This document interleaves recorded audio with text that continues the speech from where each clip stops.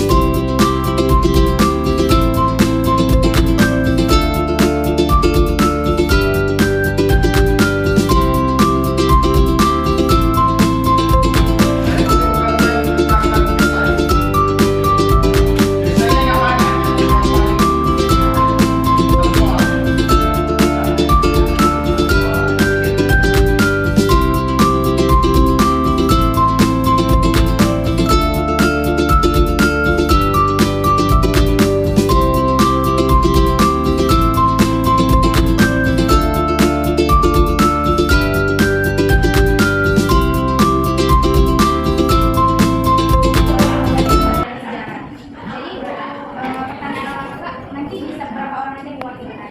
Jadi pertanyaan dulu yang pertama, apakah menurut kalian metode pembelajaran yang diajarkan oleh Pak Yasri udah sesuai nggak, menarik dan efektif nggak kalian laksanakan? Yang kedua, apakah dalam pemberian penilaian itu udah sesuai menurut adik-adik? Dan mungkin dipelajari adik, Bapak mohon ada 3 orang aja yang mewakilkan.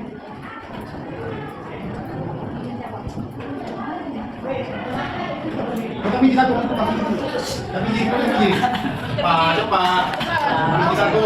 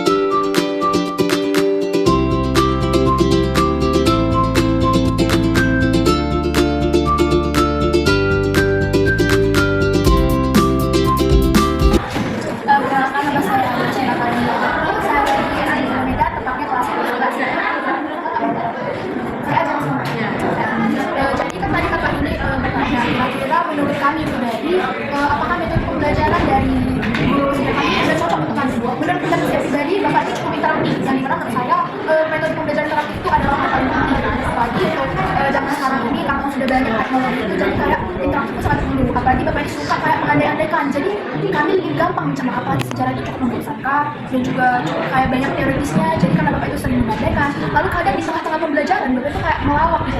Jadi agak ngapa ya, mengangkat mood gitu. Jadi kan nggak selalu bosan ataupun tertidur. Ya tapi tetap aja sih sejarah itu cukup membosankan. Jadi Bapak itu cukup apa ya, cukup inovatif banget dalam mengajarkan. Tapi itu lagi sih, kalau memang nggak suka sejarah mungkin nggak bakal sih. Tapi kalau misalnya yang masih bisa menerima, apalagi yang memang suka banget sama sejarah, menurut saya Bapak itu cukup bagus banget. Lalu dalam perjalanan juga menurut saya ya, Bapak itu cukup baik. Karena ya kita kan nggak bisa dong, bisa selalu kayak dalam pelajaran sejarah itu harus bagus. Kan namanya semua orang punya bidang masing-masing. Tapi Bapak itu baik, gak pernah ngasih nilai di bawah KKM. Paling-paling rendah tuh 80, dan itu pun udah menurut saya yang 80 udah parah banget Pak. Lalu Bapak itu juga kayak sering gitu. Misalnya kadang kan dia nggak pandai di praktis, Bapak itu kayak oh dia berani nggak, misalnya ditanya itu mau nggak dia lakukan, mau nggak dia mencoba, atau mau nggak dia melakukan itu walaupun sebenarnya nggak bisa. Menurut saya itu bagus banget dan sesuai kakak sekali juga bisa dipaksakan ya. Tapi ya harus ada juga suatu hal yang bisa menjadi dasar pikiran. Ya kira-kira gitu sih.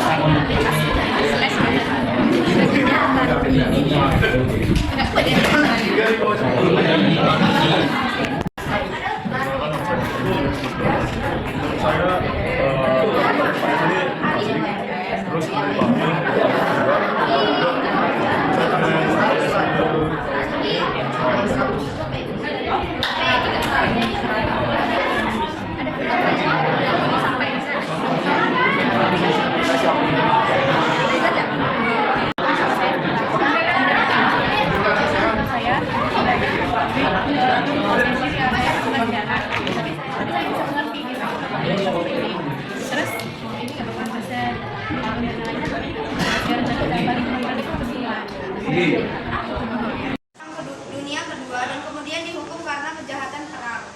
Jepang diketahui masuk ke Indonesia pada tahun 1942 dengan motif untuk menguasai seluruh wilayah Asia. Adapun dampaknya yaitu dampak buruknya. Kenapa begitu? Karena mereka ingin militer, ya, anggota-anggota militer mereka kurang. Nah, seperti awal yang sudah saya jelaskan, Jepang itu beda dengan Indonesia.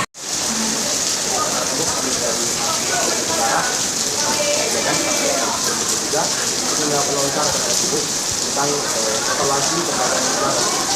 Dari teman kami dan juga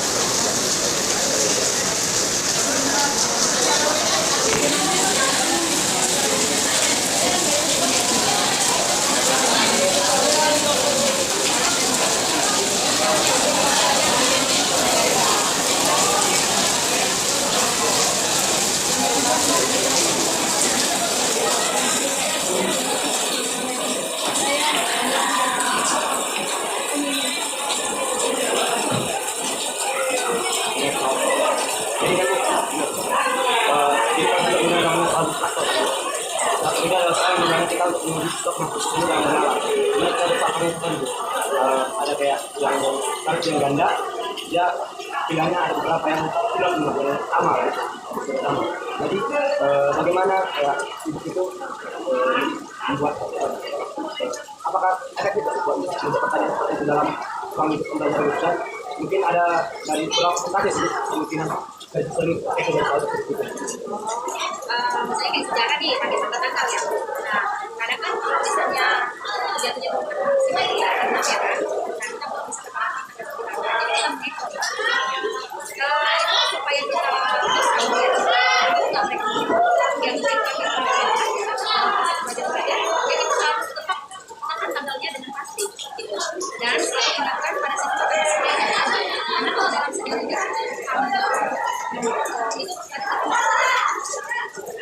karena sebagai contohnya saja saya ada sebagai pembaca ya pada tanggal. Jadi ya harus kita pasti karena sekian benar sekian. Dan mungkin setelah dari ibu kembali mungkin dari beberapa titik mungkin sejarah ya misalnya suara atau seperti itu.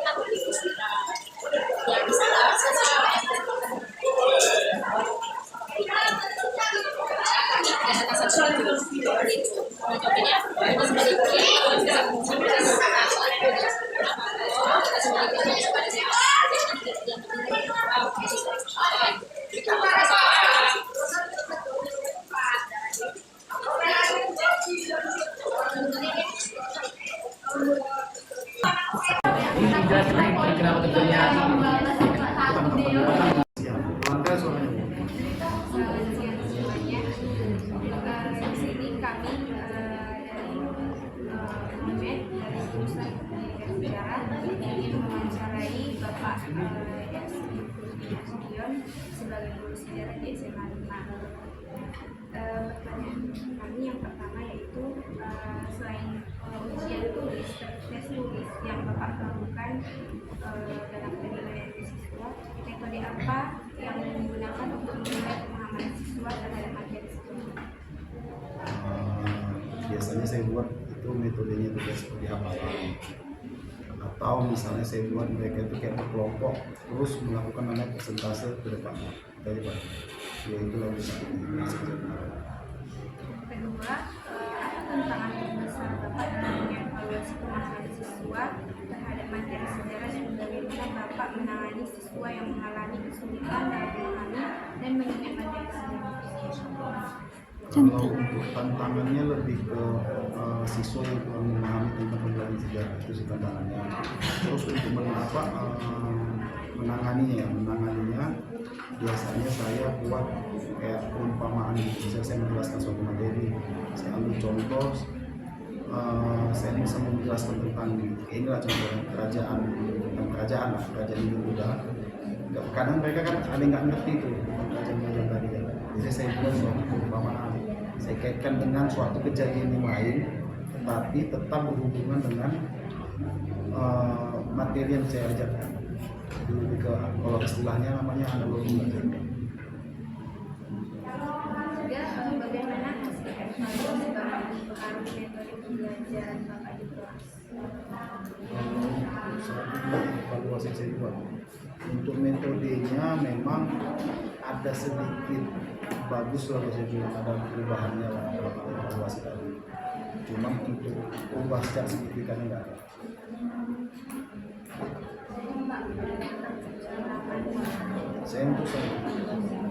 Kalau saya itu samanya memang masih dengan cara manual.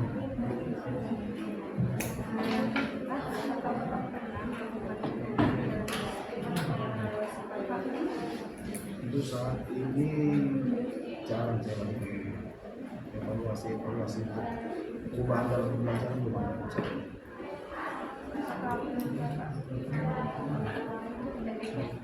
Kalau menurut saya untuk saat ini efektif.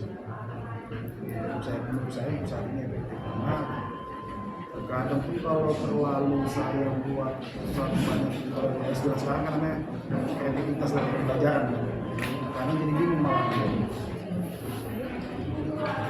Nah, apalagi kelas 10 kan tingkat daya analisisnya itu masih belum terlalu kuat lah kalau saya bilang.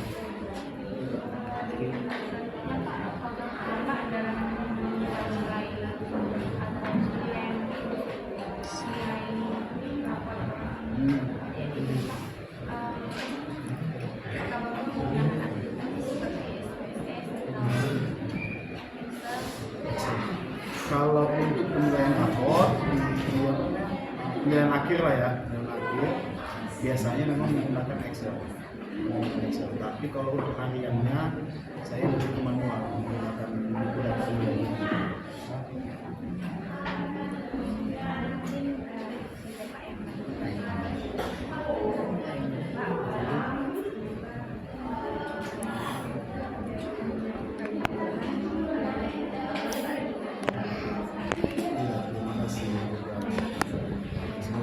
Siapa gurunya?